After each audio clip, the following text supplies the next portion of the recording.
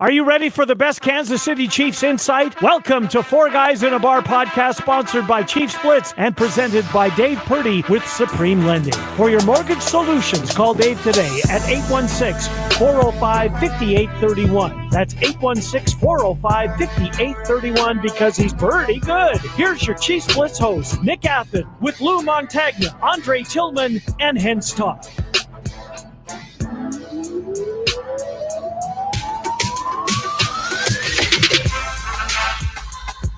Welcome back to the next edition of Chiefs Blitz, Four Guys in a Bar. I am your host at ChiefsBlitz.com, and I am joined by my producer extraordinaire, Mr. Hense Todd, with Bowtie Sports, LLC. You can check out his show with Andre every Saturday at 1 o'clock at Bowtie Sports, LLC at their YouTube channel. It's a great show. It rocks, and they do a terrific job. And a guy who does a terrific job for us is our first of two sponsors of the Four Guys in a Bar podcast, and that would be Mr. Eric Haynes with the Eric Haynes Group. If you're looking for a professional real estate advisor, if you're looking for someone who's going to walk you through the process of signing a contract, finding a house, and going through all the things and the hoops you have to jump through to get your keys in possession of your house, you need a guy who understands the ins and the outs of the real estate industry. It's not like the old days when you could just basically go by with a piece of paper and buy a house and go record the title, and those days are gone. It's very complex these days. You need someone who can walk you through that process. Give Eric a call at 816-729-3785, or you can email him at esaleskc@gmail.com. Proud sponsor, Chief Who. That's right. And joining us now is the other senior member of the show, Mr. Lou Montagna, and then the kid, the coach, Mr. Andre Tillman. Good to see you all. I see that you've got your Steelers cap on there, the black cap there, and the orange trim. I guess we're going to talk a little Russell Wilson today. But guys, it is a Friday edition. It's the Chiefs have not made any moves this week. There's been no signings. We will update everybody on the L'Jarius Sneed situation here in a little bit. I will let you know the very latest. Just got off the phone with one of my sources who has filled me with a whole bunch of knowledge and probably a whole lot of nothing.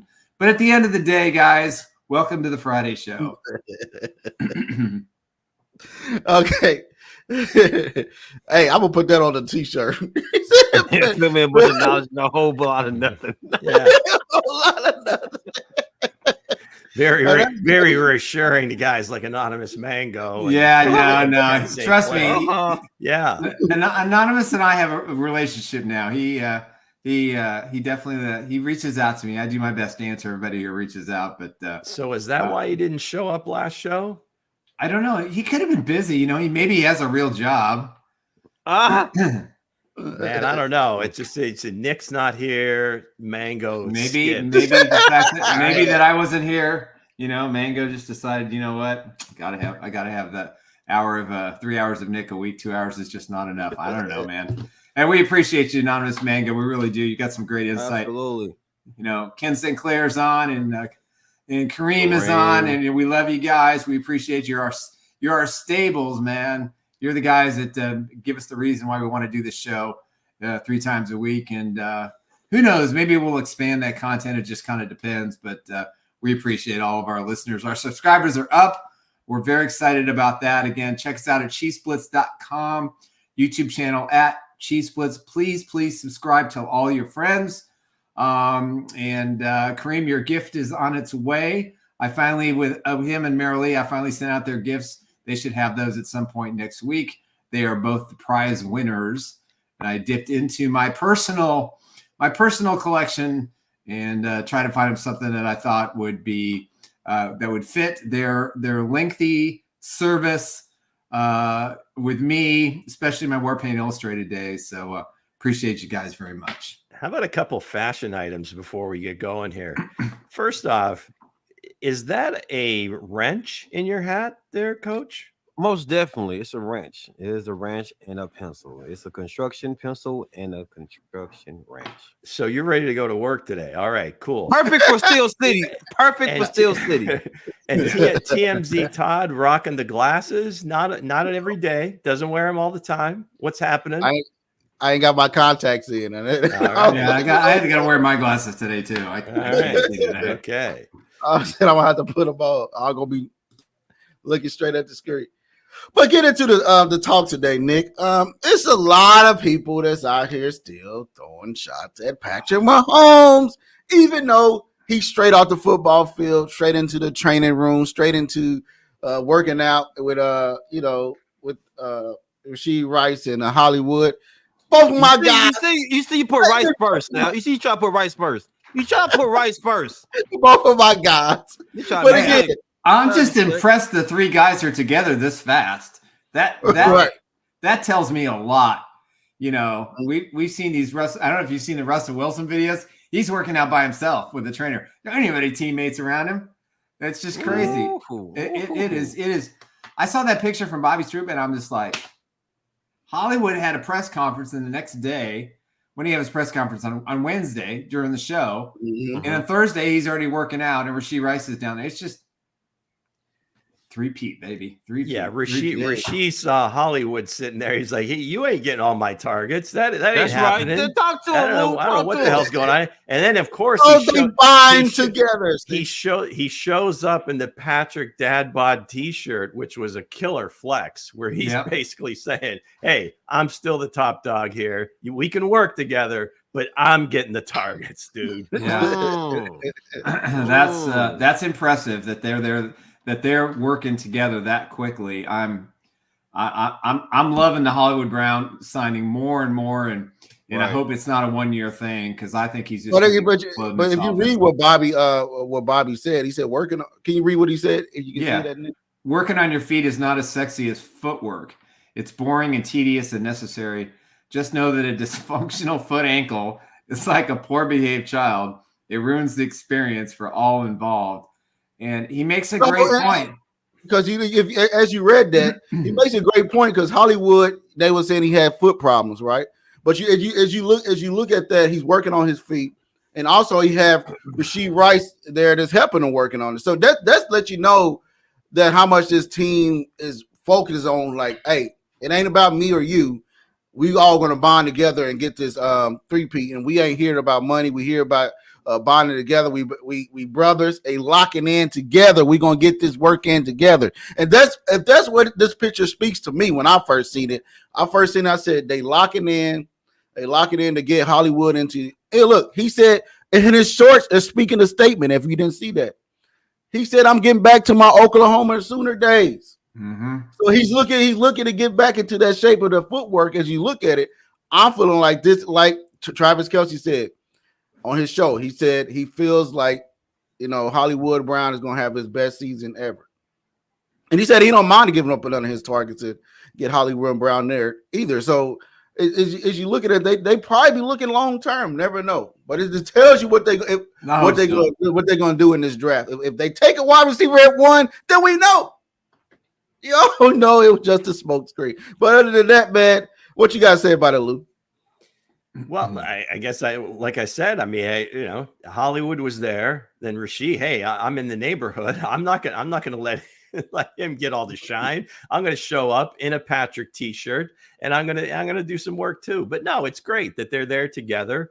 They know what's up. They know their wide receiver room wasn't all that last year, and they've got to pick it up. And those are going to be the two main guys. The other guys on the roster have had their opportunities. Don't know, if they're really going to elevate their games. I don't know if they're capable of elevating their games. To this point, we haven't seen it. We hope Sky Moore develops. We hope Kadarius Toney can get his head on straight and figure out just what the hell he wants to be and what he wants to do.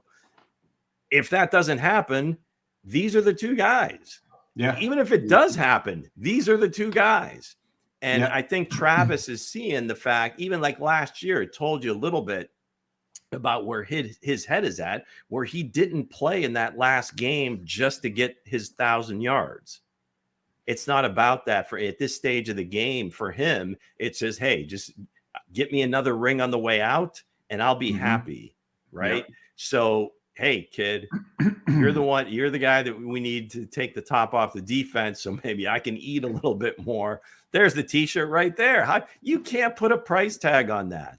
No, Man, look at that. Dad Bob. I'm telling you. That's my quarterback. Forget about T.O. crying. Look at Rasheed. He's all smiles, and he's got his quarterback on his chest. All right? I can relate to that. Let's Dad go. Go Let's with go. the steroids and all the protein powders. The dad bod was in Patrick Mahomes. It's what the ladies love. She That's loves right. a dad bod with the round stomach, and Patrick Do Mahomes they? has range to back it up. Absolutely. Yeah, well, Coors Light will do that to you. Yeah. So, over time. Or it's like, what's going on, Freeway? But listen, my take on this is this.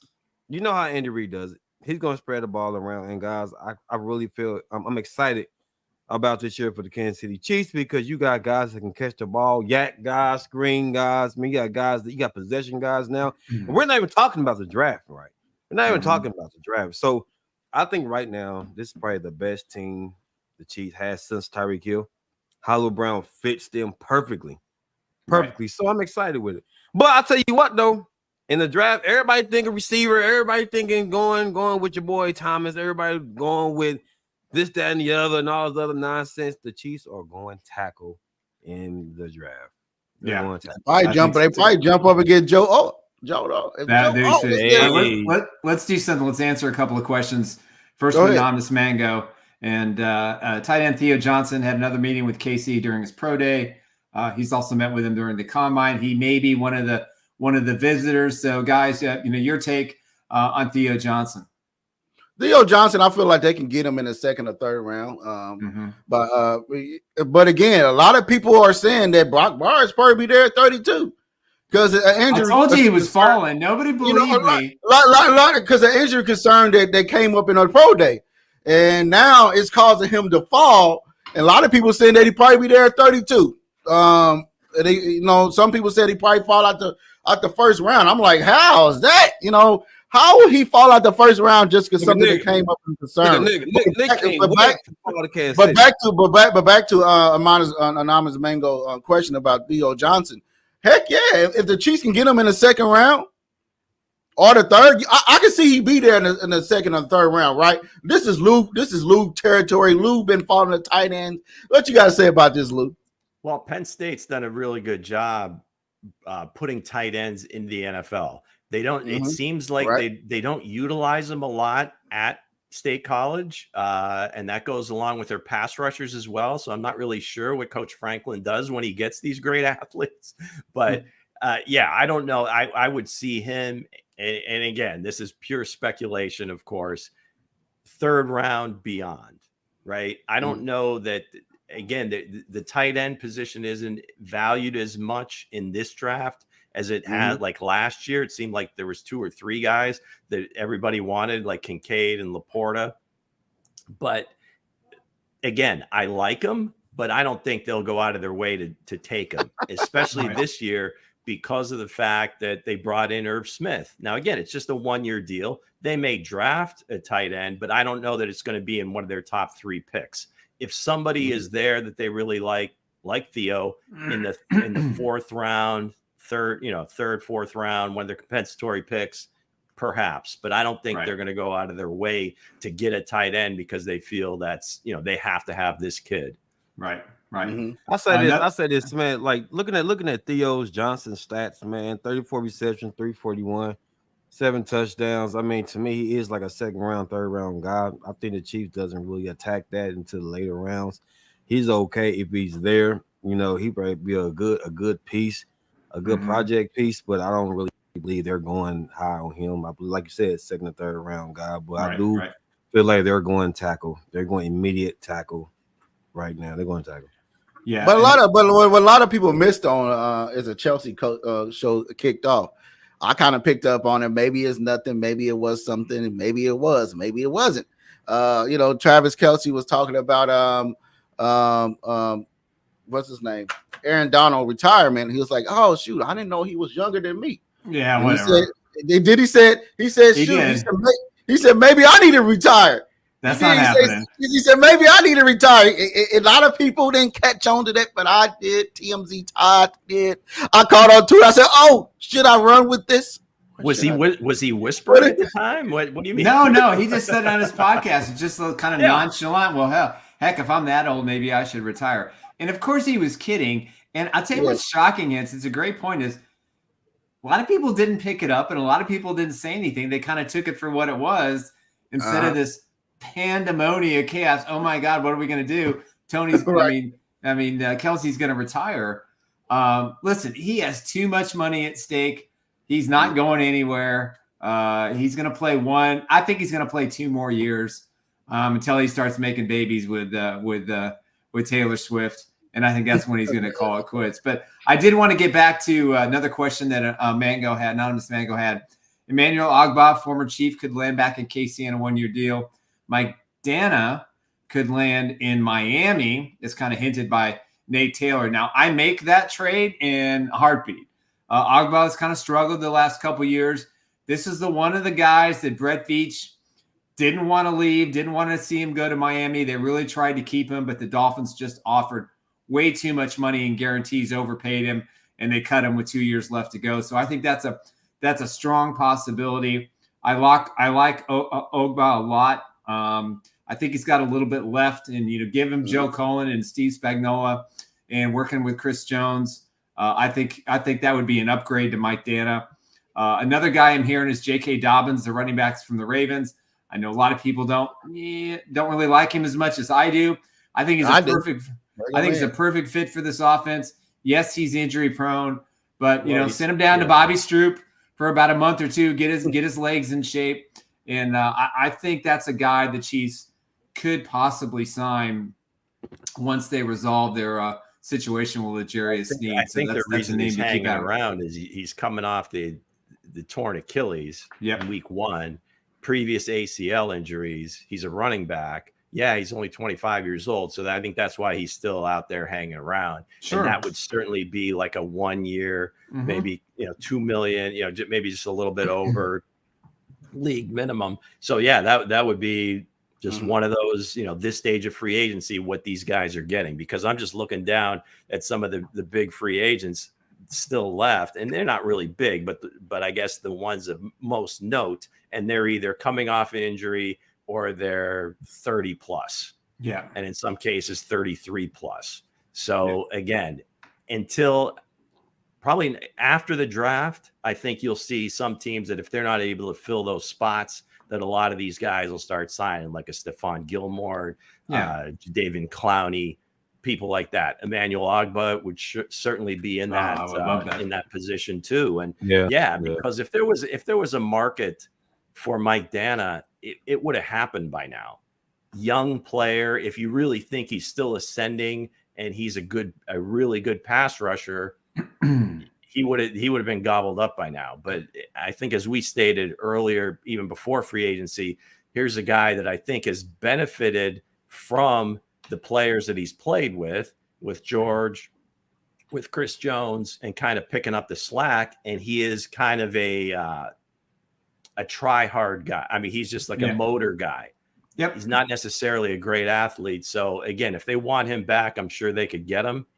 But like you said, Nick, if Ogbah is of a mind to take a small contract for a year, they did it before with him, as well as he's still getting his Dolphins money. So the Chiefs just have to offer him the minimum, and the Dolphins have to offset the balance of his contract. I don't know what his. I feel like even though they try to go, if they do go their route, I feel like they're gonna let the 2 young dogs eat. They got to see what they got in George Kalafis, and they got to see they got in. I think George is pretty much set. I don't know. I think we're good there.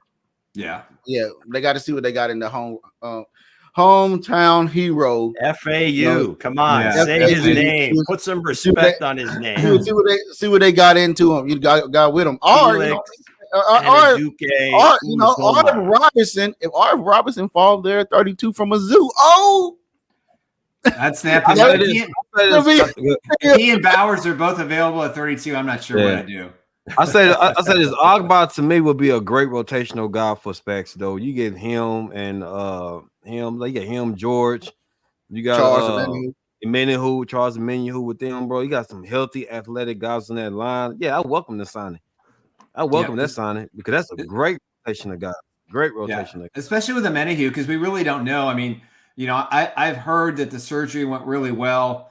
He's actually showed pictures of his knee, and it's just It was. I had to look at the picture a couple of times to see, how much muscle mass seemed like it wasn't there, but it's all there. And he could be ready a lot sooner than people think. He could be back on the field by October, and so that's why I think they bring in an Ogba to kind of be that guy who can get a lot of reps in the first 4, 5, 6 weeks. Wait for Amenahue to come back. I think Amenahue fits this team long term too. So I hope he has, I know he's been griping about his contract, and he could be one of the guys that gets restructured to save some cap space. And I kind of hope they do. And Justin Reed, too. And Justin Reed. I mean, listen, they haven't done Thuney. They haven't done Kelsey. They haven't done Reed. They haven't done Amenahue. They've got Travis. I mean, they got a lot of guys if they need to free up some money.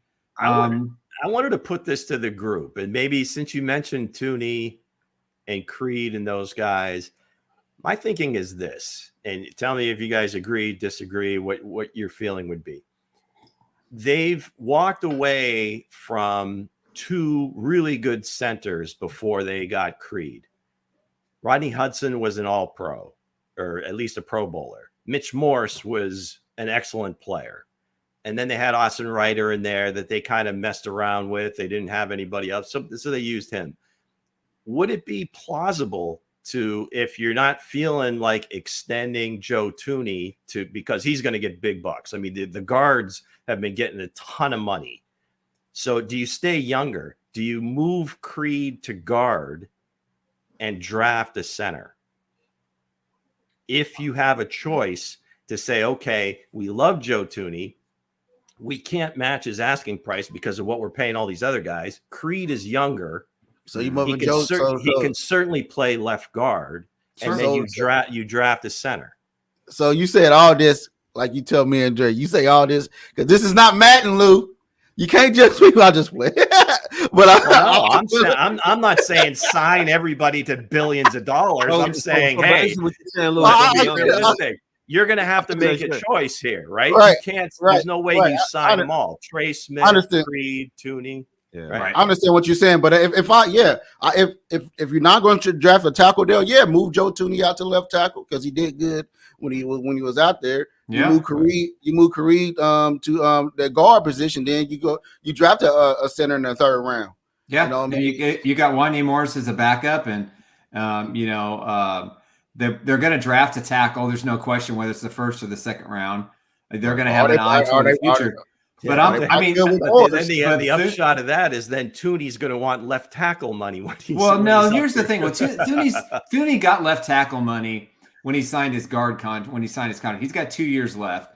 Who was the guy? Robert Hunt got 5 years, $100 million. Yeah, but that's that. I'm just talking about from the current situation. I understand. The Chiefs aren't paying him any more money. If they're not extending his contract this year, that means he's going to be a cap casualty for next year. Well, that was my point in the whole thing. Here's his opportunity. If you move Thuney to left tackle, you got a left tackle you're paying for the next 2 years. You put Humphreys at guard. You find a new center. Again, I've got issues with Humphreys and his snapping. That's not going to go away in my mind until I see it consistently return to the old form. Since you said that, Nick, I went back and watched all his tape. I was like, hey, Nick is right.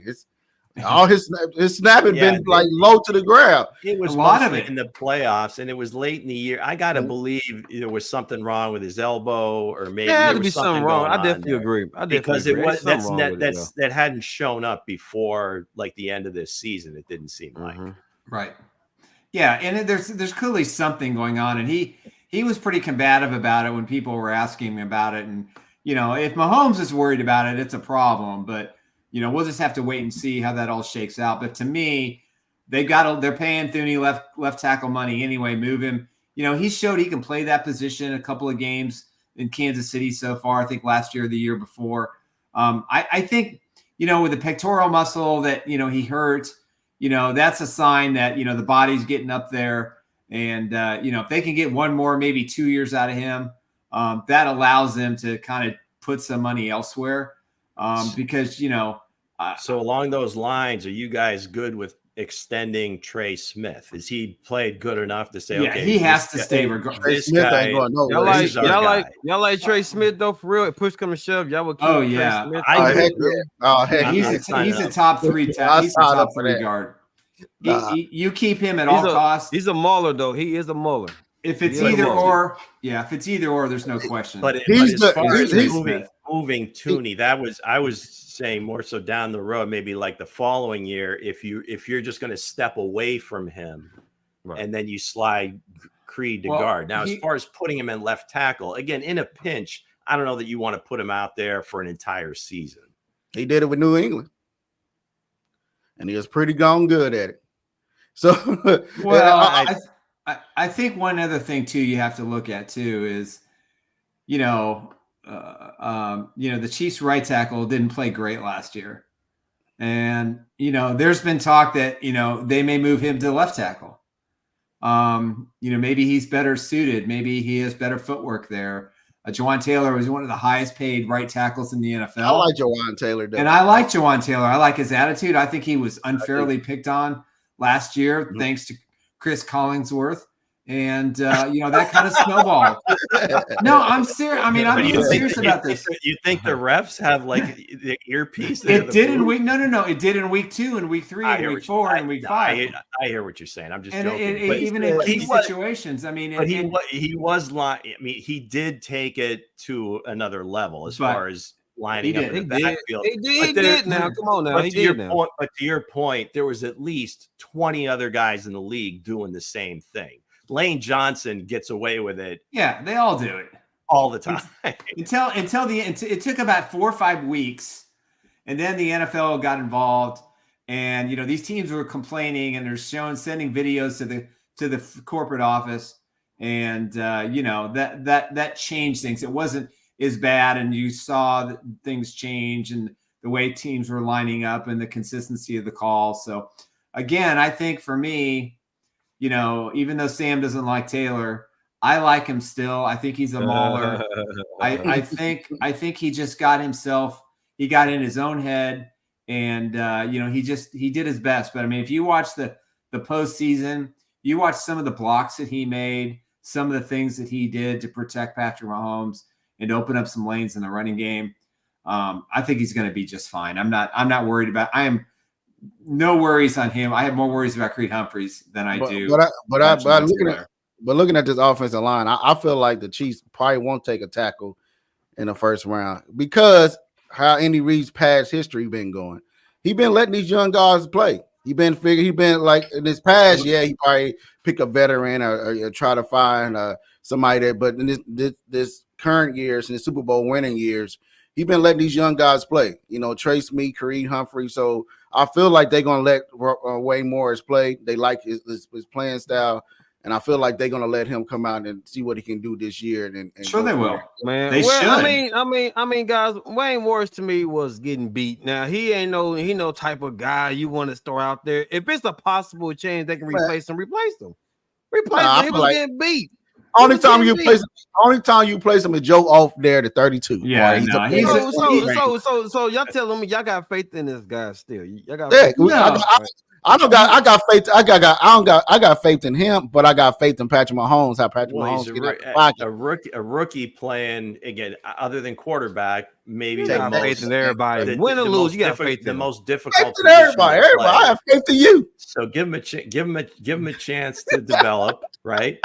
Now, again, I'm not saying they won't take a left tackle in the first round, but again, if the right one falls, because you can't lock into a position. And again, they're dealing from a position of strength. If one of their receivers is there, they'll take him. If one of the tackles falls, I think they'd go ahead of the receiver because I think there's enough receivers that they could look into the second round and say, okay, we'll still get a guy that can compete. Now, don't forget, Nick Allegretti could play just about any position on that line. They don't have him anymore. So that's big. Somebody's got to step up to kind of be that swing tackle and that could play some guard. So again, is that Wanye Morris? Is it one of the guys that they draft? We'll see. They'll always put their 5 best out there, regardless of position, and they'll figure it out. But yeah, I don't see them locking into any position. I certainly agree with you. They will draft a tackle. I'm just not ready to say they're definitely taking a tackle in the first round, because there's 5 or 6 that are really good, or at least that's the word. And if they're all gone, there's no reason to force a pick. Right. So Sam said first pick running back, and I'm like, he's a first pick running back, second round tackle. Nah, that's a reverse, buddy. Because you gotta protect Patrick Mahomes. You gotta protect Mahomes, guys. The whole nucleus in this situation is protecting Patrick Mahomes, right? Protect Patrick Mahomes. That's it. And how you everybody gonna flourish. And how you protect Patrick Mahomes is you go out there and get one of these receivers, these sleeper receivers. No, man, why would you get a receiver? So you're looking at the sleeper. You're looking at the sleeper. It got really loud. It got really loud in here. Look, the sleeper. Looking at these sleeper receivers that's falling down the draft right now. Speaking of Chris Sims' producers are doing them dirty here. These guys are not sleepers. Okay. Okay. Right. I know they're not sleepers, but one guy I've been saying is a sleeper. It's Johnny Wilson. Why is he a sleeper? Why is he a sleeper? 6'7", 6'8". Are we really sleep on this guy? 6'7". Or the guy can't get off his route. I mean, what is he? Huh? What is he? Hey, he's a possession. He's big. See, I would say we're talking about tight ends earlier. That might be like the sneaky pick to get a pass catching tight end, is to use a Johnny Wilson, who's 6'7", big bodied guy, got good feet. Obviously, can run. You didn't watch enough tape, He's a big dude. Now he wants to be listed as a wide receiver because that's where all the money is. But as far as just looking at somewhere where he would fit with Kansas City, he could certainly be the guy that takes over for Travis. He's a creative player on Madden. Have you ever created a Madden receiver and he's all tall and lanky? This guy is that guy. We should have a separate show and just it's crazy though. The reason why I'm not high on this guy because he has no speed. He has no separation. No speed, no separation. Can't run. He got hands. He got hands though. Well, when you say he's not running like 4.4 or anything like that, but as a 4.5, he's Keon Coleman. They were almost like mirror images of each other on the same. Yeah, I do like Keon Coleman. Coleman got a little bit more run because he's a little bit more athletic basketball player. Absolutely. Right. But Wilson, again, is going to be very effective in the NFL. And I think if the right team gets him, like an Andy Reid that deploys the tight ends in a different way, he's going to be moving around the formation. I think he can flourish. Mm-hmm. Yeah. So in the right package, you can. But as far as them being that type of guy, I don't know. Also, Dez Walker is not been talked about that much either. So he's on the list too. Hence, yeah, I know. That's what I'm talking about. He's got his glasses on. You gotta listen. You gotta put an earwax out your ears. You gotta listen up. What I'm talking about is I've got my Apple string here. One of the cords got a short in it.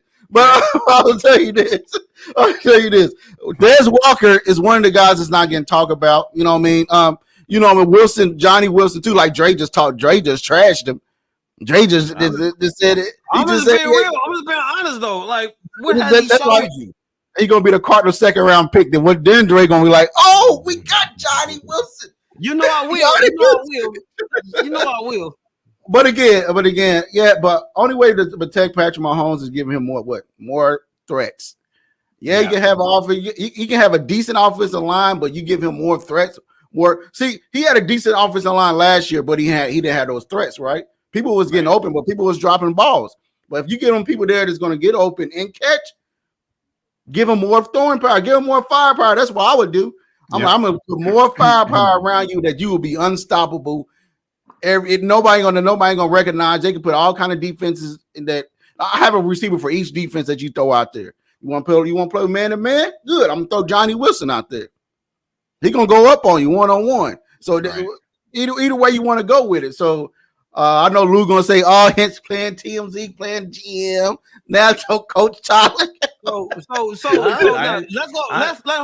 Let's go back to Walker real quick because we know about Johnny. Your thoughts on Johnny. Now, why do you feel like he's a sleeper? Devontae Walker. Why is he a sleeper to you, sir? Because the stats telling me something else. Why is he a sleeper to you, sir? If you look at John Walker, he's the same as Franklin. He's the same as Brian Thomas Jr. That type of speed and type of athleticism. If you look at it and you look at both of those guys, you'd be like, okay, if one of these two not there, I can get a Des Walker in the second round. I can get this person that's right there. But Des Walker, he is a sleeper, man. A lot of people ain't talking about him. A lot of people are just giving all these other guys some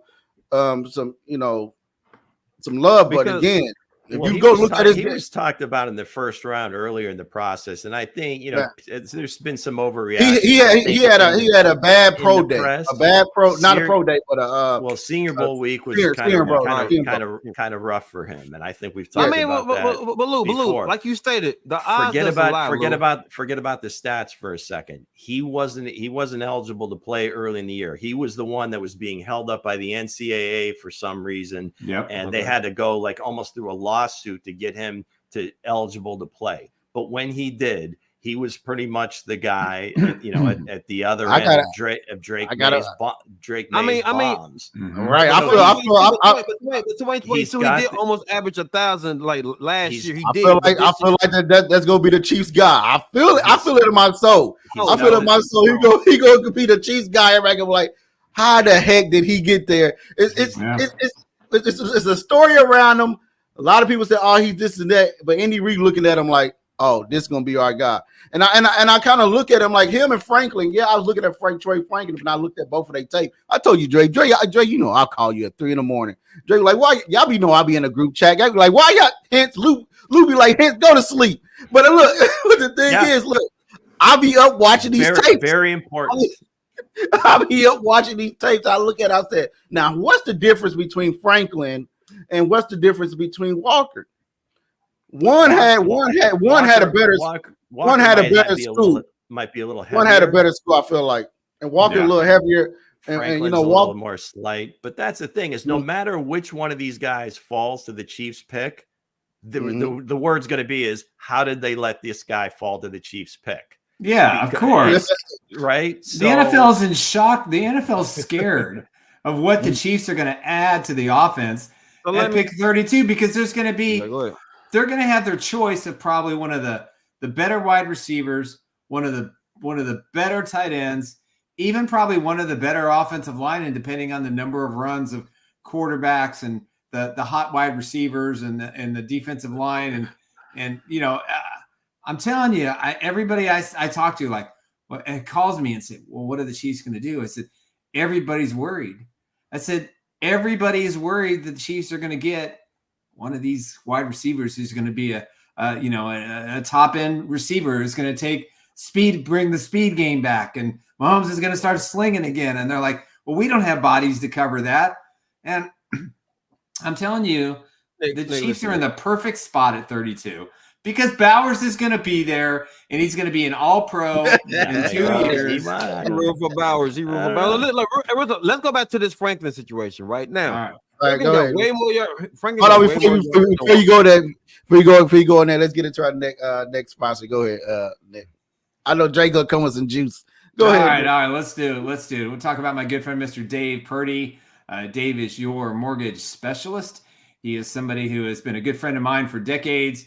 He's also currently putting the finishing touches on my mortgage, and I highly, highly recommend him. Give Dave a call at 816-405-5831. What's great about Dave is he can do a couple things for you. Even if this isn't the right time for you and your family to buy a house, it might be a good time to check where you are with your debt, see where rates are, look at your overall situation to where you are with your mortgage, your interest rate, your debts. Remember, credit card debts are in the 26 to 30% range, and there might be a way for you to consolidate. So even if you're not in the market, let Dave do a check of your credit, evaluate your current loan situation and your debts, and see if there might be something you can do. It could be a second mortgage. It could be, a streamlined refi. It could be anything. So give him a call at 816-405-5831. We love Dave because he is Pretty good. Now go ahead, Jay. So listen, now Franklin averaged 800 yards more than Walker is, right? So you ask, like, what's the difference? That man was the go-to guy. That man actually got busy. They averaged about 17 yards apiece, but if you're looking at the guy the Kansas City Chiefs should get is Franklin. Like Walker is a second round guy. Walker is a second round guy. Like I don't put too much stock into him, even though with the legal stuff with him off the field, he still wasn't producing like Walker was. Like like Franklin was. Franklin produces. You know who Oregon's main guy was? It was Troy Franklin. You know who his main guy was. So his end up going to, when the Chiefs pick, his end up going to be Wilson. Watch from Michigan. Everybody go like, what the? I don't know because Bo, because the first round, man, is it a tackle or Brock Bowers land? Is it a tackle? I'm with Nick. If Brock Bowers there at 32, that's no dumb move, but you better take it. I don't care if he doesn't play next year at all. It makes no difference to me. you better take it at 32. But if he's there, I'm going to walk to Arrowhead and I'm going to be upset. Trust me. Now go with what everybody said in the chat, Jerry. Well, it's a pleasure of that. So where should I start from? All right, let's see real quick. Okay. John, I'm going John real quick. Okay. John says Trey Flanger has produced the last 2 years at Oregon with 23 TDs. Right. That absolutely. Yeah. Take that. So absolutely. And so Sam says exactly with Rice and Hollywood and add one more receiver is going to be lights camera action. Okay. Mm-hmm. Let's see. Go up here. Let's see. Kareem says this. Kareem says the problem with Taylor is even after being picked on, he still did it. Take a hint, kid. Let's see. You're not going to call it every time. Yeah. You're right. So John said the interesting thing, Austin Riddler has still been on the team on PS last 2 years. Sorry. He got all 3 rings, just didn't start. Oh, this is the one I got. This one got me right here. This one got me real quick, Nick. They said, but have to let FAU have a legit shot this year. That's the one that picked up last year. Where? They will if it's hold up there. Because both glasses on, but he ain't paying attention. I got him. So you gotta put all the screens. So I got the thing is, hey, sometimes the two anyway, Bo. Anyway, go ahead. But again though, like to me. He has some upside. The rookie from last year, he got some upside. I feel like this is his time to go ahead, throw him out there, put him in rotation. Yeah, there's two reasons in rotation. Yeah, there's 2 reasons why I think he's going to get more opportunities. One, he'll be healthy this year. He was not healthy coming into the draft. He wasn't healthy during camp. And if the Chiefs felt very strongly that they didn't think they could get more out of him, they wouldn't be letting Mike Dana walk. Mike Dana has received virtually little interest. I guess the Dolphins are the only team at this point has shown any interest in him whatsoever. I think FAU has a chance to be much better than Dana. Dana did a great job for about 12 games for the Chiefs last year, and toward the end of the season, he kind of faded.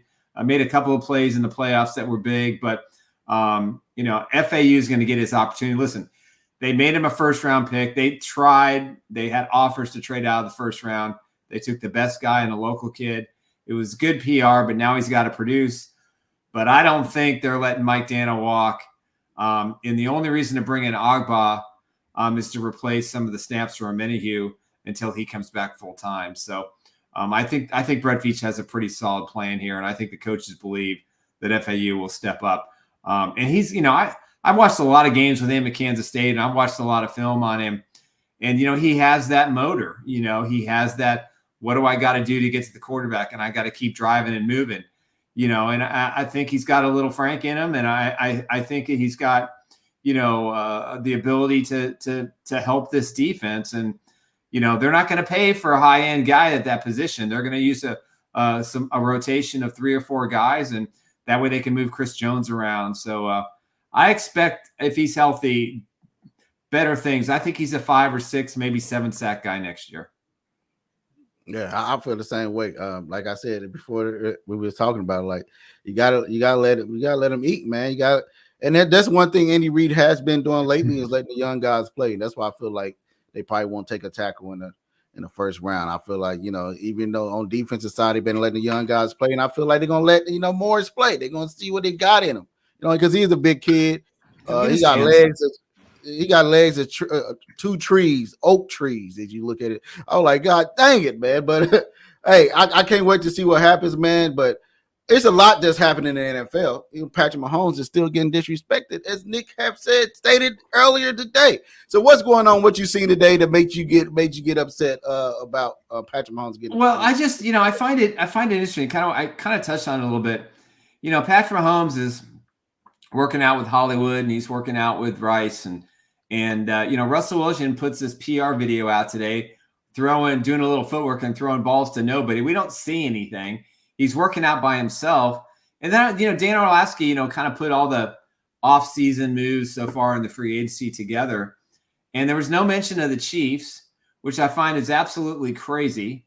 He basically makes the Steelers' acquisition of Russell Wilson and Justin Fields. And if you look at their stats, I don't know who Paul Hemikaitis is, but he's got a great thing here. 100 sacks for Wilson, 99 for Fields, 145 sacks, fumbles, and interceptions, 135 for Wilson, 145 for Fields. And this is the best move, one of the better moves in the offseason. There's nothing in Russell Wilson's game that tells me he's going to be even on the roster at this point. If Justin Fields matures, steps up, and can fix some of his throwing motion, and he gets in a better system, they still have some question marks, with what they're going to do with their offensive line a little bit, and what they're going to do with their wide receiver position. But and I heard this from multiple people. Oh, Russell Wilson is going to thrive there. He's going to be great. We all heard all this crap when he went to Denver 2 years ago, and he was an absolute bust. He's going to be an absolute bust in Pittsburgh. And people are saying, well, Pittsburgh's the team to beat now. They had some good free agent moves, and they made some interesting decisions with their staff, and they kind of had to, because Tomlin's been there forever, and they're in the toughest division in football. I mean, the Bengals are going to be better. The Ravens are going to be good. You got the Browns, who are kind of the wild card. I mean, they made the postseason last year, and they clinched it with a game to go.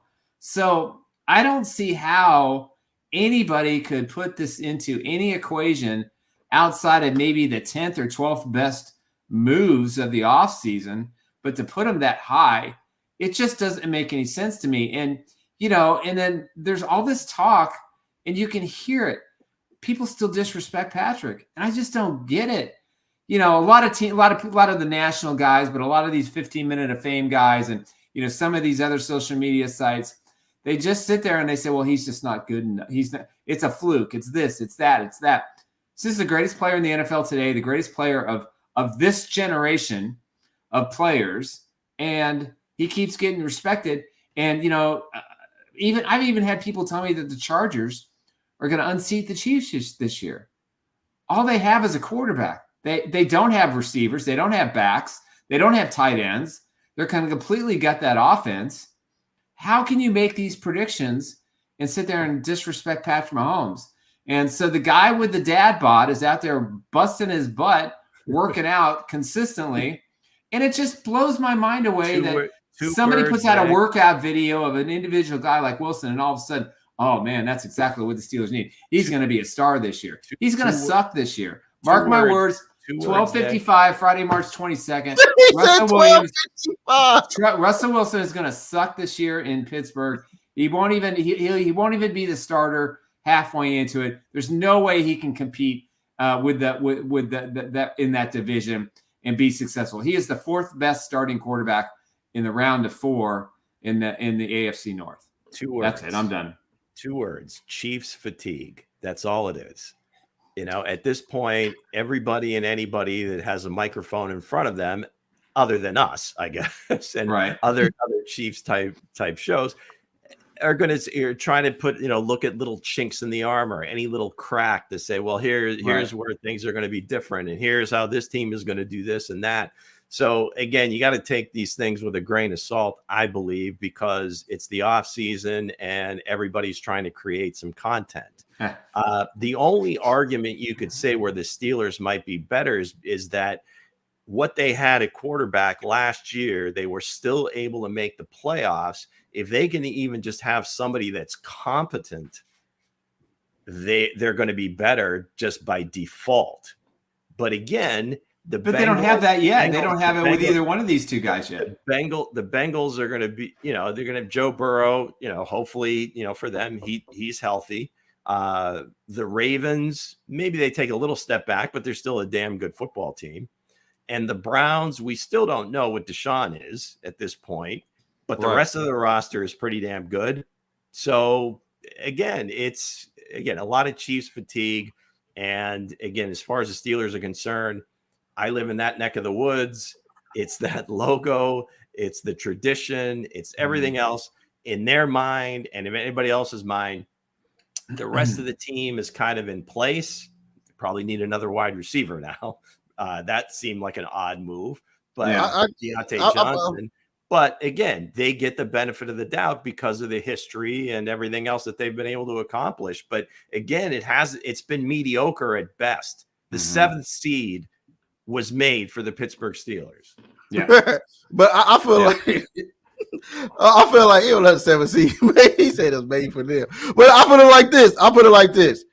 If the Steelers are good, if the Browns are amazing, if all of those other teams in the Bengals division is good, it's all great for me. Because they taking out the Joe Burrows of the world. They taking out loudmouth Jamar Chase. And they take about T. Higgins, don't know if he want to be there or not. So, if Russell Wilson can come over there and slap Joe Burrow in the face and take over that division, I'm all for it. If it take 2 quarterbacks and it knocks off the Bengals, I'm all good for it. Because guess what, Bengals fans? As you be in my inbox and every other Chiefs inbox and Kadarius Toney inbox and all the Chiefs players inbox, we have an updated Arrowhead Drive. When you still have Cheerios and cornflakes in the shelf with no rings, no trophies, and we still have them there at Arrowhead Drive. But again, I'll put it like this. I get what Nick has said. It's the disrespect for Patrick Mahomes. Everybody gonna disrespect him. Everybody gonna say the dad bod, but guess what? He turned that dad bod into a Super Bowl champ. He got off the couch like what's it, the King of the Hill? Got off to there. He got to talk to little Bobby. And he came out there and he did work that he had to do in the Super Bowl. But again, they even said the Raiders is going to be good. The Raiders said we put out a blueprint to beat the Chiefs. We know how to beat the Chiefs. They don't even have a quarterback. Everybody said the Chargers, the Broncos, this. That's everybody in the offseason. Everybody hyping up their team in the offseason. Everybody said, oh, man, we're going to be great. But at the end of the day, they still got to face Thanos standing there on the top of the thing, picking everybody off left from right, and Patrick Mahomes. Now he got Hollywood Brown. They're going to get another receiver. It's more going to be coming. It's the new Patriots. We are the new Patriots, like Drake like to call it. Drake said the Chicago Bulls. That's what the Chiefs are right now. Everybody going to dislike you. Everybody going to hate you. But it is what it is. But watching Michael Jordan play basketball, it was the most beautiful thing ever. And watching Patrick Mahomes play football, it's just beautiful. And you know what's interesting about these two guys is that, and I've said this before, and people question it all the time. Michael Jordan was the greatest basketball player I've ever seen, and from 1 minute to the game to the last minute of the game, he was always on fire. Always. Patrick Mahomes in his career in Kansas City. Now, I'm gonna diss him just here for a second. 3 Super Bowl wins, 3 AFC title games, passing records of wins, all these things. I can't name a single game of his NFL career where he has played 4 quarters of excellent football. That is not a knock. That is defenses adjust. Sometimes the leads are so big. I go back to the stomping on the field game against the Raiders, and they took him out with 3.5 quarters to go. And he had one of the best games of his career. And it is so much harder to be that great in the NFL level, it's one thing to have the wins and to do all these things, but to play 3.5 or 4 quarters of just amazing football is so difficult. Whereas Jordan, it wasn't a lot of competition. He had really good cast members around him. There was only 5 guys on the court. Mahomes has got 11, 12, and it's just like, I gotta worry about all these different things. And I still marvel at what kind of player he could be. I mean, just look at his Super Bowl wins. He struggled in all 3 Super Bowl wins for a quarter or 2 where the offense was stale. It wasn't moving. Credit to the opposing defenses. And that's why I appreciate this kid so much. And that's why I get bent out of shape with all the disrespect, because what he's had to do in the environment of the NFL today and being compared to a Michael Jordan, a Wayne Gretzky, he's in that class. He's in that category. And I just marvel at his consistency to win games when he doesn't always play his best, and to win games when everybody doubts him. And if anybody questions this kid again, I'm going to go crazy, because he just guided the Chiefs to the most difficult path to the Super Bowl, taking out 4 of the best teams in the NFL, 3 of the top offenses, 2 of the top defenses. He did it with the dad bod too, and a dad body to boot. And he's a likable kid. He's real. He's genuine. He's not pretentious. He's not out there making headlines. He gives a ton of money to the local community. He enjoys his family time. He enjoys his space. He works hard. He's at the gym working his butt off. I don't see that from these other guys. That's why he's so special. And he don't have a break. He doesn't take breaks. He's just like LeBron. Like LeBron said on his interview, he was like, it's like when Stephen Curry entered the league. He changed the NBA. For forever. He changed the way the NBA has been played. Like when Stephen Curry came down, he said, just like Patrick Mahomes did when he came into the league. So that lets you know, man, it's great to be a Chiefs fan, because I remember back in the days, y'all can remember that, hey, we wasn't getting talked about on a national level. Yeah, we were. How bad we were. How bad we were, but we wouldn't get talked about in commercials or nothing like that. 180. Yeah, it's a 180, man. Is it? What you guys say about it, Coach? For those of you just tuning in, this is the Patrick Mahomes infomercial. If you haven't heard him, he's number 15, plays quarterback for the Kansas City Chiefs. He's won some championships over the last few years, and evidently there's people out there that don't think he's that good. Yeah, apparently there are, and it's crazy. Well, I'm gonna say this, guys. I let Mr. Bowtie talk. He went through his little spiel about Joe Burrow and about all this other stuff. And he keep being very adamant about Joe Burrow and them. I kept it close. I kept it calm. I don't like nobody talking. I don't like nobody talking stuff, and they don't have this, and they say I'm a champ, I'm this, I'm that, but they don't have none of this in the closet. So I don't want to hear it. I agree on. I let that slide. Without Chris Jones, you ain't beating Burrow. But so here's the thing. Get off the show. Patrick Mahomes is the Michael Jordan. He is the Michael Jordan of this league, man. I never seen a guy, like Nick said, that was under so much pressure the first 3 quarters, man. Let's go back to his first ring when he brought the team back against the Houston Texans, man, by himself. The man is a leader, man. Like, he's a dog. Like, that's the wall that championship rings out. Patrick Mahomes is a dog. And that's why in the draft, I look for dogs. I look for guys that love to play the sport. I look for the guys that, hey, I'm putting the team on their back. Let's go. Like, dang all the other stuff, man. Hey, put the team on my back, we down, let's go. I look for them guys that's hungry, that wants to play. So when I see a Patrick Mahomes, they never evaluated that part about Patrick Mahomes. Like, no, they just looked at the stats and they compared him to Brett Favre, and he's just a gunslinger.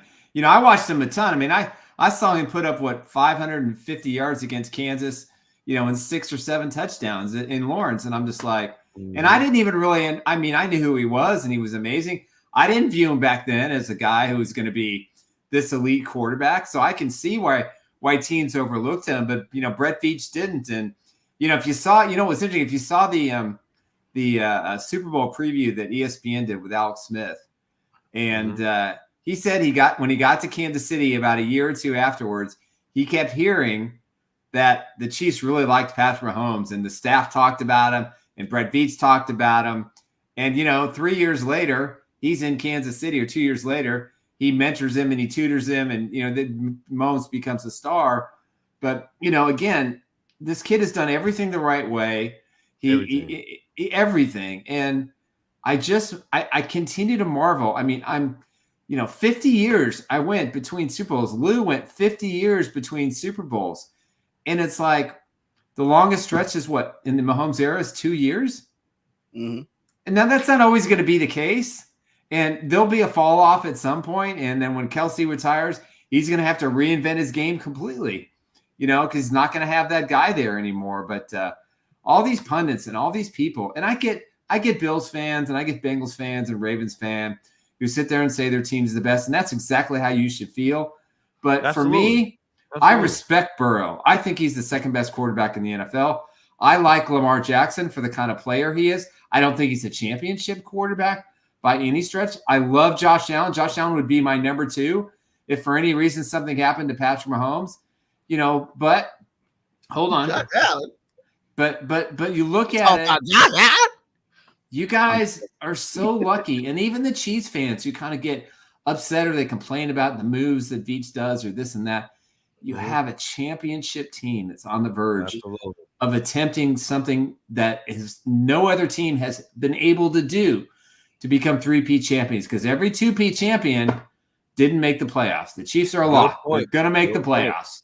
They're going to make the postseason. And the guy who's going to make that happen is Patrick Mahomes. I know a lot of people say Joe Burrow and Josh Allen, but I think it's going to be these young guys that's going to challenge Patrick Mahomes. I feel like it'll be a CJ Stroud.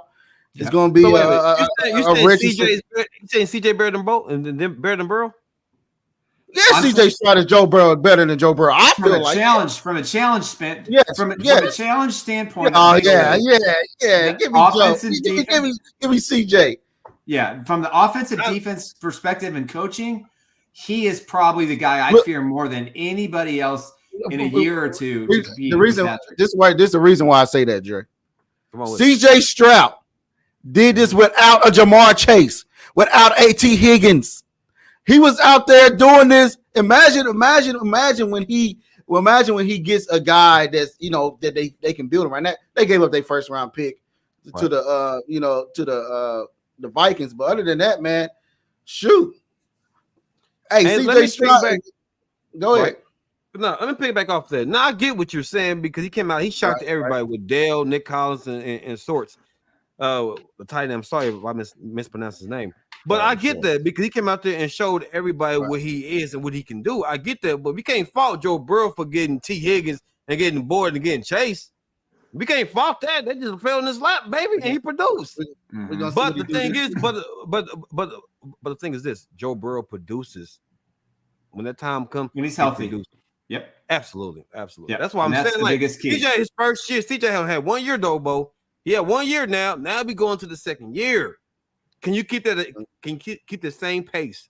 Mm-hmm. Can you play the high level? Can you take that next step this year? That's what I want to see. He didn't show no full season of NFL tape. There you go. We'll see. Now we'll see if he's a true player. But in terms of the teams, Anthony Richardson, Cincinnati's window they had their opportunity, right? Because now they've paid Joe, and they're going to start. They're going to have to start making decisions on other players. Houston's very young.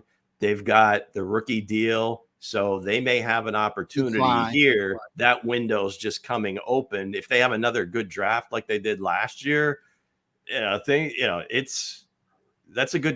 be a good team now. And we'll see if CJ Stroud continues to kind of evolve. But it's hard to. I mean, you have these arguments about, well, this guy's not any good, and this guy's, well, they're all good. Right. None of them have gotten to that championship level yet. So that's where the difference is. But if you're just talking about sheer talent and what they're able to do on the field, all those guys that you guys mentioned are good. I mean, Lamar Jackson can do it. Been MVP a couple of times. He's really good. Joe Burrow's got really good. He's really good. See what they said in the chat, Jay. Josh Allen. God dang, hey, your mic. Go ahead. I tested it out. I tested it If out. I wasn't deaf before, I am now. So anyway, that was the voice of God. Sometimes Lou don't hear me. Sometimes. Quiet, Nick. It was a voice of God. And listen, Go ahead, Drake. now, Lou made a good point too. Like once these teams get a tape on you, and understand what your strengths and weaknesses are, and then you good. Then we'll see how good CJ is, because CJ shocked everybody this year. We'll see how good he is. He did. He shocked a lot of people. He shocked a lot. It shocked me because remember though, Nick. He had Nick Collins, Tank Dell. I mean, he had a bunch of guys that was okay, and they flourished. Like we thought, okay, a good. I knew there was gonna be a good defensive team, but man, they got busy on the offense. It shocked me. It shocked me this year, and he is clutch. CJ Stroud, you heard it here first. He's going to be. He's exciting when he's all said and done. He will at a minimum get his team to the divisional round. Whether he can get him to an AFC title game remains to be seen. But that team they've won the offseason Super Bowl as far as I'm concerned, with the money they spent, the type of free agents they brought in. I think Jacksonville's the number 2. I think those two teams just kind of, hey, this is my competition. I got a one up here and one up there. And I like the Texans quarterback situation far more than I like the Jacksonville situation at quarterback. I like Trevor Lawrence, but I'm telling you, CJ Stroud is going to be very, very special. And if he learns when he learns to read defenses, kind of like Patrick Mahomes kind of evolved in the second, third year of him starting. There is no. And I love the Joe Mixon signing. That was one of my favorite signings for them. That makes a lot of sense. He's the perfect veteran guy. You know, he can help his quarterback out, teach him a few things. They're the team I'm most concerned with this season. I do not think the Chiefs played them in the regular season, if I'm not mistaken. I could be wrong, but I don't want to see them. I don't want to play them on the road. I think that Houston Texans are going to be really, really, really good next year. The Colts ended up winning that division, right? No, the Texans won the divion. If the Texans won the division, because they hosted. The Chiefs will play them. Yeah. Well, you guys talk, and I'll look at the scale. Speaking of that, let's go right into this. Now, Marvin Harrison Jr. did not work out at his pro day, or he didn't work out at the combine. He's coming to Arizona. You know what I mean? I'm just saying he didn't. But a lot of people saying this is going to change the way the combine and the pro day is looked at now. Do you got to work out at the pro day, or do you got to work at your combine? Because his dad said, "Hey, we are preparing like the pros. This is our off season now, just like the receivers are right now, and the other offensive players, they are preparing for the season. So right now, we're not preparing. We're in the NFL. We already know we are going to get drafted. Now, could that stood if that was Dre talking about his son, talking about he's not going to be at the combine, he's not going to be at the pro day. Well, how would the NFL teams took that if it wasn't coming from a Hall of Famer? If he's a top 10 player, right? There you go. Because you got a handful of guys that can do this. Now, the other piece of this is like the first class coming out that came into NIL their first season, right? So they're getting paid as they go and kind of making business decisions as they go. So this was just one more business decision. He says, hey, I'm going to go all out for a few months to work out, to get myself ready to run a 40, to do a vertical jump, to do a bunch of bench presses. Okay, I can do that. Throw up some numbers that you can figure out what they are by GPS and just watching me play. Mm-hmm. Or I can start getting ready for the season and be ready to rock and roll at when it comes time to mini camps and the training camp. So, yeah, I think you are going to see a change, but it won't be for everybody. There's going to be guys that have to test, that have to, that the scouts want to see them go through the entire process. But a handful of guys, and I think it's just like, I think it was when Christian McCaffrey, I don't know that he was the first one, but he was one of the first ones to say, you know what? I don't have to play in this bowl game. Yeah, he started all this. I'm just gonna sit out, right? And that was kind of like, wait, what? What are you talking? You know, and then all of a sudden, you know, it was just more and more guys that if it's not a playoff game and it's not like a huge bowl game, screw it. I'm not, you know, why put yourself on the line? You know, again, it's a business decision. I'm going to start working out, getting ready for the season because I want to get paid and I want to be ready to perform when it's time, not just, you know, go do the underwear Olympics and hey, I'm a great athlete. Underwear Olympics. But you That's know, the most disturbing thing from the combine ever. No, Lou, though, honestly, he make a great point. If I'm a top 5 candidate this year, if I'm going number 1 in the job, top 5, I don't have to compete or even go into the combine or the pro day because you already see my tape. You know who I am. You know what I'm about. Yep. So I'm gonna prepare myself going to the season. I don't have to show that. Now, if you were like a guy, top 20 guy in that range, then yes, you got to display yourself because you really have been looked at. You know, because you've been looked at. I think you're trying to elevate. Right, there you go. Because you have to, because you're not really like been discussed. So yeah, let me put my talent out there on display and let them know. Okay, now let's create some commotion now because y'all have no clue who I am. Y'all know me, you know. But if you're a top 5 guy, I ain't gotta show nothing. I feel like this. I feel like it's only because who his dad is. If that was a regular dad that said my son is not coming at the combine or a pro day, it wouldn't have stood well. The kid would have been looked at in a bad light, like, oh, are you disrespecting Malik Neighbors' dad? No, I'm just saying. He didn't either. I mean, I don't know. Was his dad a Hall of Famer? Oh, he finished the tape. I'm just saying, like, if the guys, I'm just saying, if it was like if it was Nick or Lou or me or Dre, you know what I mean? They were like, and other people were like, oh, these guys, this kid is just listening to his dad, and his dad is controlling the narrative. But but now you look at this, this probably gonna be the new outlook of it. You know what I mean? You ain't gonna be seeing that much of a combine like the Pro Bowl day, right? The Pro Bowl. The Pro Bowl went from played now. The combine pro days are always going to exist. You'll just see again the upper echelon guys. Now again, Marvin Harrison Jr. doesn't have an agent. Okay, so if he was going to go to one of these training places or whatever, is footing the bill $200,000 to go and just go to a training facility.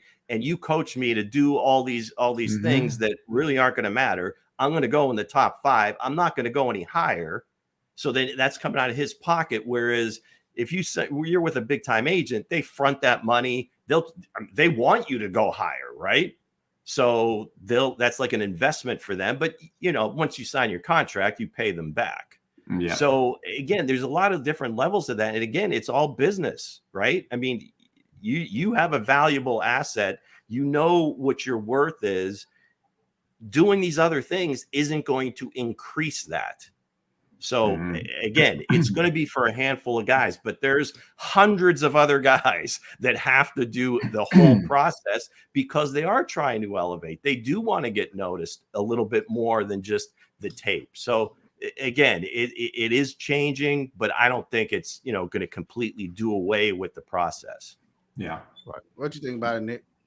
Well, I mean, I'm with you too. I mean, I think you got these upper echelon talents who I think you mentioned. I mean, you hit the nail on the head with McCaffrey. I mean, he kind of started all this, and I remember back when he did that, I'm just like, well, he's not going to go to the bowl game with his teammates. He's not going to play to help them win a big time bowl game. And I just thought how incredibly selfish that was. And then a couple other guys did it, and then year after year in the last 3-4 years, you know, the top 10, 15 guys are saying, hey, look at my college film, talk to my coaches, bring me in for a one-on-one. You know, if you want me to do some drills or do some stuff, you know, I'm happy to do it. But, you know, some take a risk and it works out for some of these guys. And, you know, some guys are protecting medical issues. I don't think that's the case with Harrison. I certainly don't think that's with the top pick either. But there's such an old school way of doing things. And now that's changed and teams have to adapt and they have to adjust. This is why you have to have an incredibly good scouting department. And you have to have an incredible medical team that can decipher medical records. and, understands everything about the sports injuries that occur today. And they've got that in Rick Burkhardt in Kansas City. They don't have that with some of the other teams. So they're going to be behind the 8 ball potentially, these guys. But if Harrison, again, he's got his dad, very well respected man in NFL circles. He's acting as his quote unquote agent. So I don't have a problem with it, but I think teams have to know in those one-on-one interviews why. They need to be told specific. Okay, why did you feel this way? Why was this your decision? Don't care about everybody else. We don't care about what the guys had said last year. We want to know, hey, why did you do this? And what does that tell us about you? And he'll have his opportunity to sell his wares because he's no lock to be 1, 2, or 3, or 4. Excuse me. He could slide still, and that's the risk you take. But I don't know that it's due to not doing the pro day. Now, last year, he was at the other end of C.J. Stroud's passes at his pro day, so they did get to see him, and they did get to see what he was able to do. And he loved to go to Houston and play with CJ shorts and whatever. Exactly. So, hey, come and get me. Come and get me, he's saying. But I hear what you're saying. It's just I don't see the entire thing flipping on its head. It is going to be the top guys. Now, it'll probably get more guys will start doing this, but it's not going to be like completely changed. There's always going to be that testing day, that pro testing day. Nah, it probably bite him in the butt if he come out to be a bust. I'm just saying, it probably bite. Yeah, I don't think that's going to happen. Whatever. That lineage, that lineage is way too good. Hey, we see them. That's kind of like the McCaffreys. Even though he made that move, he still produced. Hey, Randy Moss' son came out. It wasn't that good, There's your sleeper. There's your sleeper receiver, Luke McCaffrey from Rice. There's your sleeper wide receiver. There you go. I think it's going to be Jerry. I think it's going to be Jerry Rice's kid. I think he's going to be there in the third, fourth round. Yeah, I feel like Jerry Rice's kid going to be the best receiver. I would love that. I would love that. I feel like it the way he talks. You said Thomas. Well, I know Thomas, but after I watched his interviews today at 3 of this morning, he's very well spoken. There's only one pick at 32, Hense. You got to pick one at some point. That man said Thomas Franklin Walker now is right. It's going to be incredible. It's going to be remarkable. Hey, Nick. Yeah, this is just you're gonna know who's my best when we start doing our draft show. So that's right. That's right. Come here, come there. Hense is always teasing, throwing out smoke screens. Throwing out. I can't wait. Now before we go, I did promise a L'Jarius Sneed update. I'm saving it for the end of the show. So for all those, just subscribe to the show and listen to it, and you'll get there. But at the end of the day, this is what I was told a couple of hours ago. The Chiefs and Sneed are still working toward a deal. The fact that the Detroit Lions cut one of their cornerbacks today, got in a little legal trouble, doesn't mean that they've got the room or the trade capacity. The Kansas City Chiefs will not trade L'Jarius Sneed at this point, as of 1:24 in the afternoon on a Friday, March 22nd, for a third round pick. It's going to be at least a 2, and it's going to be a 2+, probably a 4, something along those lines. But the consensus is, I think this weekend will be important. I think the Chiefs are really trying to get this done. It is not going to be the over $20 million per year that people are reporting. I don't think he found a market for that. I don't think anybody is interested in paying that much. There is concern about the knee. How many years can it hold up? It held up well last year, but they also changed this role because they had the emergence of Trent McDuffie, able to do a lot of things. Plus, as Anita says, very honestly, he wants to stay in Kansas City. It isn't just about the money. So my understanding is they are still trying to work out a deal. If it's done, it should save the Chiefs about $12 million in cap space and allow them to sign their draft picks. They've got about $5-6 million right now. That would allow them to bring in a Dobbins.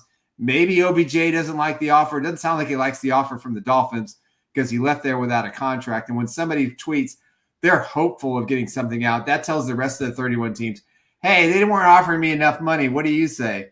That's what it means to be. But I still think Sneed has a better chance of being with the Chiefs next year and getting a long-term deal, maybe 3-4 years, than him being traded at this point.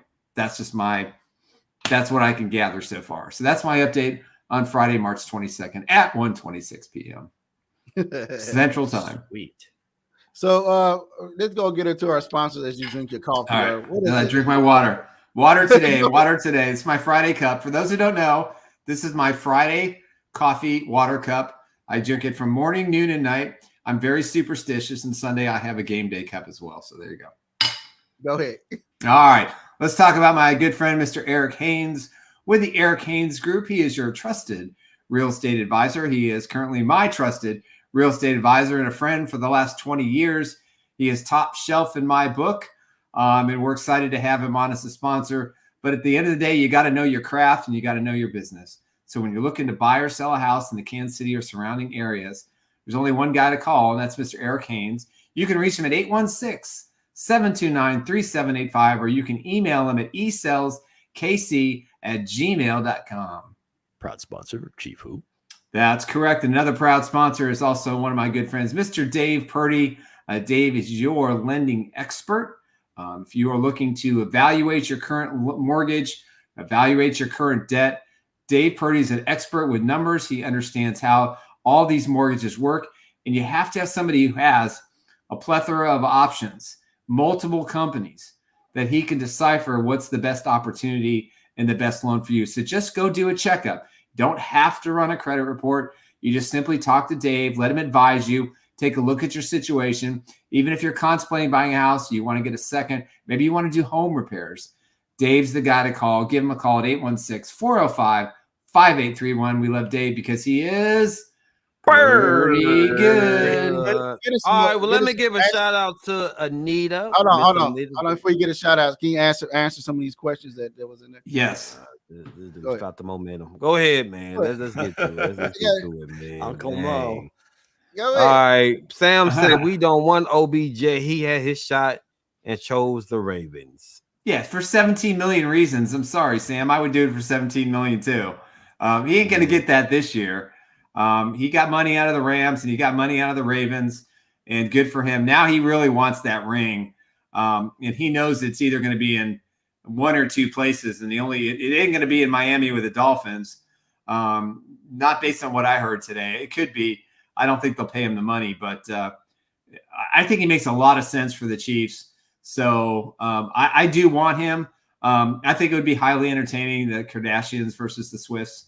I think that would be great fodder behind the scenes. But he could do wonders in this offense, and I think he would be good for Rice and for Hollywood Brown and whomever the rookie wide receiver is that they draft. Maybe Josh Reynolds is still a possibility. You know, I think that would be another great fit, but I would take OBJ if the price was right. My take on that one, OBJ really wasn't utilized in the playoffs until the end when he started getting off. So who knows? OBJ is still a good wide receiver. Yep. He can still produce. He's not the old OBJ, but I still believe he can still produce. It just depends on the fitness style of what these teams are going to bring. Like, if you put him in the right scheme, he'll produce. Yep. That's it. I feel like if when I was not hot, don't jump on me now. When I'm all hot, don't jump trying to jump in. So OBJ, if you wasn't trying to jump on the Chiefs where they were trying to sign you last year, we don't need you now, buddy. So I feel about it. I feel like no, I will pass. I would say, hey, go young and see what I still have left in Tony and see what I have in Scott Moore. Then go from there. Yeah. So why are you going receiver then, sir? If you see Tony and Sky Moore working out with Patrick Mahomes over the weekend, then you're gonna know a lot about what the Chiefs think about both those guys. So guys, with that being said, so why are we going wide receiver if the Chiefs got this plethora of receivers and Tony, Sky Moore, Rice, Hollywood? Why do they need a receiver in the draft? Because you can never have enough defensive backs, enough wide receivers, and enough running backs. That's a thing called. And can never have enough tackle. Can never have enough tackles on the line. All right, go ahead, Hense. I'm sorry, catch Cost up. control. I say it's a word called stamina. You got to have it. One guy get tired, the other guy come in. Jerry Rice didn't get tired. Hey, Jerry Rice is one of the time talent that ever can do it. He's not in the draft. He played when he had 3 braids in the back of his head, and he was still like Shut up, dude. Smart, Shut up, dude. All right, here we go, man. All right, listen, real quick. All right, St. Clair says, OBJ is older, but still could be good. Remember how good Rising was when he was with the Chiefs. Spider-Man. I got a Good signed point. mini helmet from him, man. I love that kid. That Raiders game when Gerbach threw him that pass at the back of the end zone with 30 seconds ago, he drove the length of the field. To this day, top 5 all-time plays that I saw firsthand. And the emotion of all he'd been through at that point, that was his first big star moment with the Chiefs. I've watched that game multiple times. I'm telling you, I loved Andre Rison. I think he was a tremendous pickup for the Chiefs. And yes, he was. Even though Elvis Gerbach was his quarterback, oh my, that kid could play. And I remember Carl Peterson, we got to get a wide receiver, and they didn't want any of his shtick, and they put him on a short leash, and he delivered. But that Raiders game, watch it. It's on YouTube. That last drive, Marcus Allen makes a big play. And then that touchdown pass, to have the guts to throw the pass, to get open with 3 guys around you and be there in the back of the end zone and toe tap down. Whew, one of my favorite plays. Andre Rice. So with that being said, I mean, let's say OBJ do fall to Kansas City, right? Hence, we know you're going to be buttering his biscuit when he comes to the Kansas City Chiefs. So we're not going to play those games. I ain't gonna play those games, sir. But now OBJ one more guy to take Rashee Rice's targets. You can have double servings of Rice, some Hollywood, OBJ, and Travis Kelce. I mean, that's crazy. That is 17-0 right there. That's a lot of that's a lot of personality in that room. So you said you want Brandon Rice to be drafted to the Chiefs? I do. I think in the 3rd round, if he's there. He said on Keyshawn Johnson's show, he said, if I'm coming on the team, just know that, hey, I'm not coming in to be number 2 or number 1. Yeah. Be number 2 or number 3. I'm coming to be that number 1. No, I think if the Chiefs go tackle in the 1st round and they go maybe tight end in the 2nd round, or they find a good defensive tackle, in the 3rd round, they're drafting a wide receiver. And I think Rice will. I think Rice is going to fall, just because I think there's a lot of question marks. But if I'm the Chiefs, I love this kid. I'm with you. I started, since you started, Rice. You started knocking the table and saying this about him about a month or 2 ago. I started watching some stuff. He did the interview circuit today and yesterday. That's a long list. Yeah, it's a long list. It's a very long list. You're wearing me out here. I'm having to learn all this stuff. That's what I have you guys for. My job is just to give out the opinions. But no, I love his game. Yeah. But to me, the most beautiful part of it is that, Jerry Rice's son is going to play for the Chiefs. Jerry Rice is clearly going to be at Chiefs games. Yes, he's going to be part of the kingdom. The Chiefs go to San Francisco this year to play the 49ers in the regular season. The goat is going to be messed up, man. He's not going to be able to deal with that. I'm going to love every minute of it. But Nick, but looking at before we close out, at all these receivers, and they say Caleb Williams have Patrick Mahomes' playing style. If you go watch those games, that's why Brandon Rice was like Dre. He was one of my top 3 wide receivers that's coming out to this draft. Mm-hmm. If you looking at it. He plays. He's a Patrick Mahomes type receiver. Yeah, he knows how to find the zones. He know when the plays break down. He know where to go run. He know where to go get open at. Just like he do with Caleb Williams. So are you taking him over Thomas? Yep, I would. No, not in the 1st round. If Thomas, I'm not gonna say. If they go Thomas round 1, no, absolutely. Only for the draft show.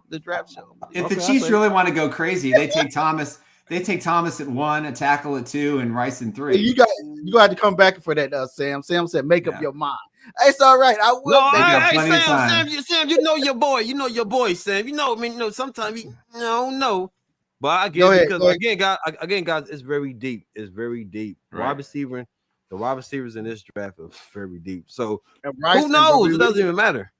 To be honest with everybody, Rice does fit the Chiefs well perfectly because he coached by one of the greats too.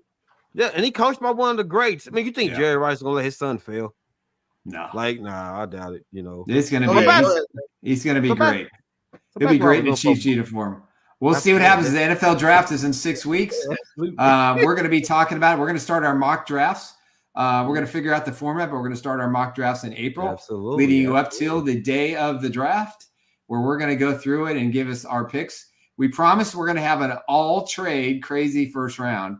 It's going to take a lot of work, and it's going to be a lot of fun. But at the end of the day, stick with us at Chiefs Blitz. These three guys know the player depths, the draft picks. They spend a lot more time on the film than I do. I wait until they make a recommendation before I dive too far deep into it. But that said, this is your place to go. If you check around the internet, there's not a whole lot of Chiefs shows out there in the offseason that dedicate themselves, 3 times a week to being able to put together this content. The 4 of us love each other. We have a great time. It's 4 guys in a bar, and we're your one-stop shop. Check out ChiefsBlitz.com for all your content. Check out our YouTube channel at YouTube. Please subscribe. Our numbers are going up. We've almost doubled our subscribers in the last 30 days, which I'm very humble and very proud that I can report that. Our numbers per show are going up. Again, social media at Twitter, at Facebook, at Chiefs Blitz. That's where you find us. Please interact. And if there's subjects, topics, things you want to talk about, message us and we'll make that part of the show. And so we can prepare some stuff a little bit more in depth. We appreciate all the people who blog and who make comments. We love you all. And we appreciate you. Most definitely. So with that being said, 2 of my fellow colleagues, Nick and Bo, let me get deep into the comment section. All right, here we go. I'm so love. St. Clair, what up? What's going on? Sam, as usual. Sam, what up? Chiefs Bliss responded too, and Botar responded. That's crazy. Anonymous mangoes everywhere, right? Shout out to Vincent, the sauce man himself. Shout out to Kareem. Let's see, guys. Let me see. Gary, what's going on? Gary, how you doing? John as well. What we got? Let's see. Anonymous Mango again. What's going on, Anonymous? Let's see. Frank, what's going on? Frank, what's going on? Canada. Our Canada man. Our Chiefs Blitz headquarters are rest and are all in reliance of Mr. Frank. Absolutely. But again, thank you guys. Keep it coming and share. Share with everybody. Heck, share with everybody. Golf, hockey, you name it, you share, because we're going to be everywhere. All right. So again, appreciate the love, guys, and keep it coming. Keep it coming, guys. All right, guys. See y'all Monday. Peace out. Good weekend. Peace. Catch me and Dre at 1:00 on Saturday at Bow Tie Sports. All right, guys. We'll be out. We'll see you guys Monday at noon.